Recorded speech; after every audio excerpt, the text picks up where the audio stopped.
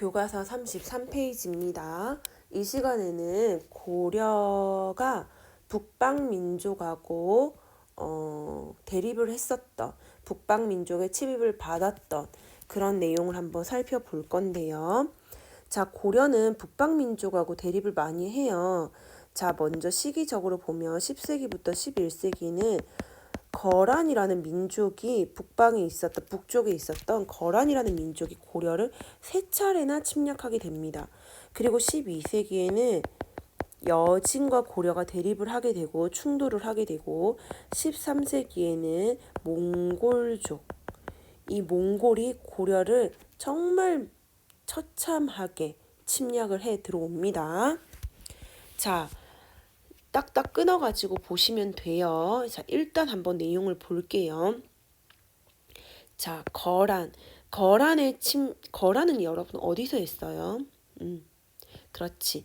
거란은 바로 발해를 멸망시킨 민족이고 훈요 10조, 태조가 남긴 훈요 10조에 따르며 태조는 거란을 짐 쓴 것 같이 여기면서 거란의 어떤 문물 제도를 본받지 말라라고 이제 훈요 10조에 남겨놨었잖아요. 그 거란입니다. 거란 부족이 이 북쪽에 흩어져 살고 있다가 부족을 이제 통합을 해요. 부족을 통일을 하는 거지. 하면서 힘이 커진 거예요. 이 여러분 북방 민족들은 자, 여러분 요거 다른 이제 교과서에서 가져온 건데 자, 여기 중국이 이제 보통 이렇게 있잖아요. 중국이 이렇게 있고 여기 이제 우리 한반도가 있잖아. 그러면 여기 수많은 북방 민족들이 있었거든요. 이 북방 민족들은 대개 만리장성 이남, 여기 중국 본토 농경지대로 들어가는 거를 목표로 하는 경우가 많았는데 거란 같은 경우에도 여기 중국의 농경지대로 들어가고 싶어 했어요. 당시 여러분 우리가 고려일 때 중국에는 송이라는 나라가 있었는데 고려하고 송나라는 교류를 잘했거든. 잘 지냈어. 자, 그런데 거란이 송나라를 이쪽으로 공격을 해서 들어가려고 하다 보니까는 고려가 송나라하고 친하단 말이야. 그래서 중국을 송나라를 본격적으로 침략하기 전에 후방을 안정시킬 목적에서 고려를 침략하게 되는 겁니다. 자, 송을 공격하기 전 후방을 안정시키기 위해서 고려를 침입을 하는 거지요. 총 3차례 침입이 있어요. 여기가 첫 번째고 그 다음에 여기가 두 번째고 그 다음에 여기가 세 번째겠죠. 자, 처음에 거란이 고려를 침략을 했어. 그때 우리 이제 바로 그 유명한 서희 아저씨가 이제 등판을 하는 거지요. 서희 아저씨가 가서 이제 거란의 소손령하고 단판 승부를 보는 거야. 야, 알겠다. 우리가 송나라하고 관계 끊을게. 우리 송나라하고 교류하지 않을게. 우리 송나라가 아니고 너네 거란하고 우리가 교류를 할게. 근데 있잖아. 우리가 너네 거란하고 교류를 하자고 하니 길이 막혀 있어. 그래서 우리 너네 거란하고 교류하기가 좀 힘드네 라고 얘기를 한 거예요. 그러자 거란이 우리에게 영토를 내어주게 되는데 그게 바로 강동 6주. 여기 강동 6주이죠. 쉽게 말하면 거란의 1차 침략으로 우리는 1차 침입을 했을 때 서희 아저씨가 등판을 했고 우리는 송나라하고 관계를 끊고 거란하고 관계를 맺는다는 것을 약속을 하고 강동 6주라는 지역을 확보하게 된 거죠. 개이득. 그런데 우리는 송나라하고 계속 교류를 했단 말이야. 그러니까 거란이 빡치겠죠. 그래서 거란이 새로 다시 침략하게 되는데 2차 침입입니다. 이때는 고려의 수도였던 개경이 함락되기도 한다는 거지. 이게 특징입니다. 당시 왕이 누구냐면 현종인데 현종이 여기 밑에 나주 지역까지 피신을 가게 되었다는 거지. 근데 그런 썰이 있죠. 현종이 이제 나주까지 가는데 그러면 여러 지역을 이렇게 막 거쳐갈 거 아니에요. 그런데 아직까지는 그러니까 중앙의 통치력이 지방까지 미치지 않은 상태였거든요. 그러니까는 사람들이 이렇게 왕을 보고도 뭔가 존경을 한다거나 왕을 보고 뭔가 어려워한다거나 뭔가 경외심을 가진다거나 이러지를 않는 걸 본 거예요. 누가? 현종이. 지방 세력이 통제되지 않은 모습을 본 거야. 그러니까 현종은 지방을 뭔가 통제할 필요성을 느꼈겠죠. 나주로 피난 가는 길에. 그래서 현종 때 이제 지방 제도를 많이 정비를 해서 오도 양계가 뭐 이렇게 정비되고 하는 거잖아요. 그죠? 여튼 2차 침입 때 개경이 함락당하기도 했다는 거. 그리고 거란이 돌아가요. 그리고 나서 다시 한 번 더 우리 고려를 침입을 했는데 이때 바로 그 유명한 귀주대첩. 거란이 침입을 하고 돌아가는 길에 바로 이 귀주에서 우리의 강감찬이 이 돌아가는 거란군을 공격을 해서 굉장히 많은 그러니까는 대파를 한 거죠. 많은 사상자를 낸 겁니다. 그래서 거란의 3차 침략과 관련 있는 게 바로 이 귀주대첩이라는 겁니다. 자, 결국 여러분 거란은 요라는 나라를 세웠는데 여기 송나라 그러니까는 중국 본토를 이렇게 정복을 하지 못해요. 하지 못하고 이 10세기경, 10세기, 11세기경에는 요 나라, 송나라, 고려가 세력을 이렇게 밸런스, 균형을 이루는 그런 상태가 되었다는 건데 이렇게 세력 균형을 이루고 있었는데 이 균형을 깨버린 민족이 누구냐? 바로 여진인 거죠.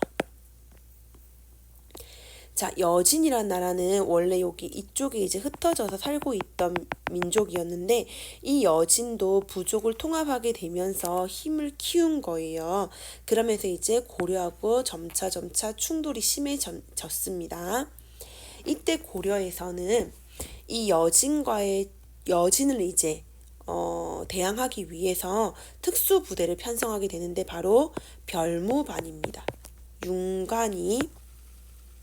윤관이 숙종에게 건의를 해가지고 별무반이라는 특수 부대를 편성하게 됩니다. 자, 별무반은 신기군, 신보군, 항마군으로 구성이 돼요. 신기군은 기병이 주력이죠. 신보군은 보병이고 항마군은 승려로 이루어져 있거든요. 자, 왜 기병이에요? 그렇지. 이 여진은 말을 타고 다니는 기마민족이란 말이야. 이 기마민족인 여진을 상대하기 위해서 기병을 편성을 한 겁니다. 자, 그래서 자, 윤관이 별무반을 편성을 하고 여진을 공격을 해서 이쪽 부근에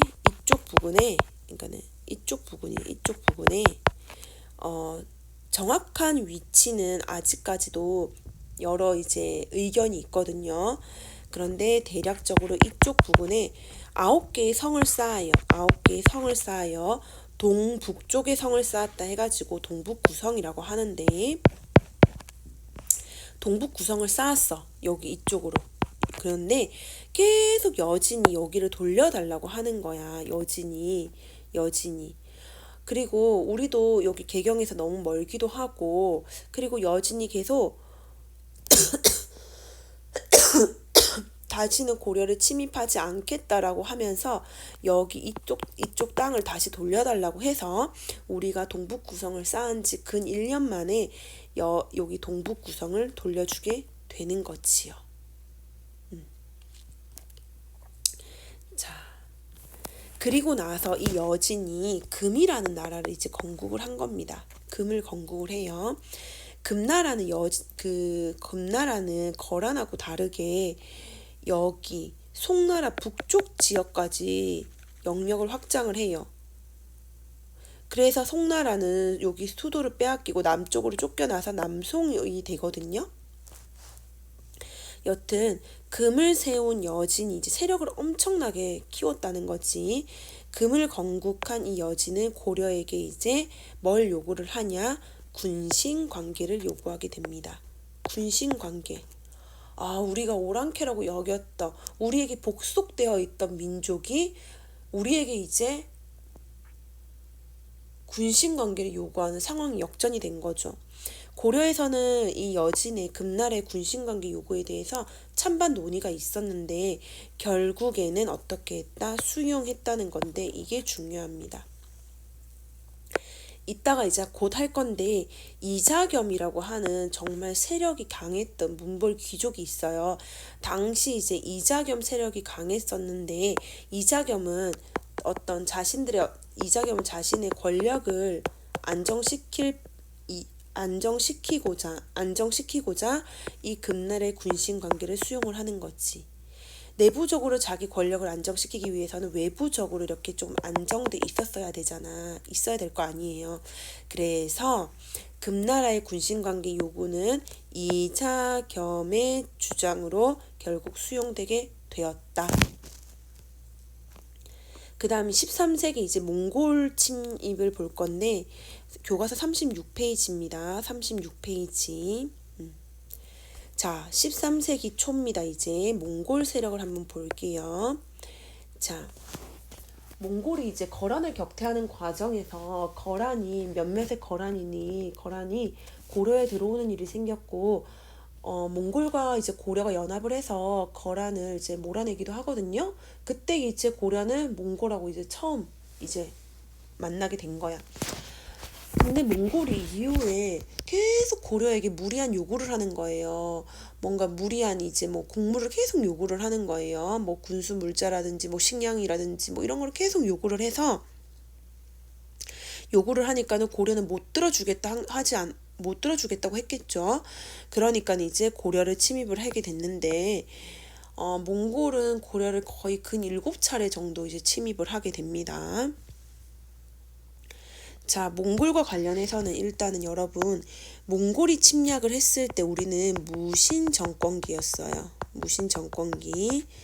자, 이 무신 정권, 특히 이제 최우 정권이었는데, 최충원 이후 이제 최충원 아들 최우는 몽골과의 장기적인 항전을 위해서 수도로 옮기게 되는데, 고려 수도는 개경이죠. 이 개경에서 강화도는 섬입니다, 여러분. 그죠? 이 강화도로 수도로 옮기게 됐다는 거 하나 체크할게요. 고려는 강화도로 수도를 옮겼다는 거. 언제? 최우 때. 초반에 거의 수도로 옮겼거든요. 그 수도로 옮기고 난 이후에도 몽골은 고려를 계속 쳐들어와요. 결국에는 여러분, 많은 백성들이 몽골의 어떤 그런 침입에 많이 짓밟혔겠죠. 그죠? 자, 우리가 하나 주목해야 될 거는 바로 여기 처인성 전투를 하나 볼게요. 처인성 전투입니다. 자, 처인성 전투는 뭐냐면 이제 몽골이 막 쳐들어오자 당시 승려였던 김윤우라는 승려가 있어요. 이 김윤우가 처인부곡이었거든요. 처인부곡민들과 함께 힘을 합쳐서 몽골의 장수였던 살레탑이라고도 하는데 살레탑을 사살하는 성과를 올린 곳이 바로 이 처인성이라는 곳이죠. 그래서 하나 기억을 해두면 좋을 것 같고요. 자, 계속된 침입을 받다가 결국에 고려 정부는 몽골하고 강화를 맺습니다. 몽골과 강화를 맺어요.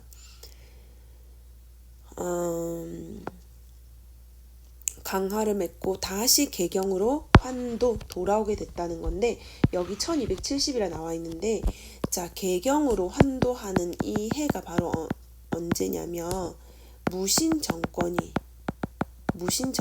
끝나는 해이기도 합니다. 자, 여기 원종이라는 왕이었고요, 당시. 여러분, 원종 같은 경우에는 지금 무신 정권기라 했잖아요. 무신 정권 때는 왕은 굉장히 힘이 나약해요. 왕은 정말 힘이 약하거든요. 그런데 이 원종은 이 무신 정권을 무너뜨리고 왕권을 회복하기 위해서는 몽골하고 손을 잡아야 되겠다고 생각을 했었고 그 결과 고려 정부 원종과 이제 몽골 원나라가 적절한 딜을 해서 이제 개경으로 환도하게 되었고 무신 정권도 막을 내리게 된 것이지요. 이거는 무신 정권하고 같이 보셔야 됩니다. 자, 그런데 끝까지 개경 환도에 반대했던 세력이 있으니 바로 삼별초입니다. 삼별초. 이 삼별초는 최후가 만든 이제 조직이죠. 이 삼별초는 개경 환도에 반대를 해서 여기 진도, 그 다음에 탐라, 제주도까지 이제 내려가서 끝까지 몽골에게 항전을 했습니다.